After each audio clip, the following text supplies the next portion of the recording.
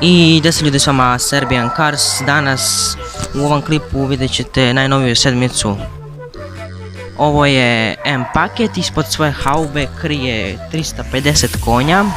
U premijeri BMW sedmice kad su prikazali u Njemačkoj, svi su mislili da je ova maska prednja bila ružna i da neće baš tako zaživjeti, ali pogrešili su i baš je zaživjelo. Kad pogledate sa zadnje strane vidjet ćete ovu lajsnu koju su čak zadržali od prvog BMW-a. Vidimo ovdje jedan diskretan ovako lep spoiler i nije kao na ostalim automobilima što imaju lažne uspuhe. BMW je zadržao od prve BMW sedmice zadržao prave uspuhe.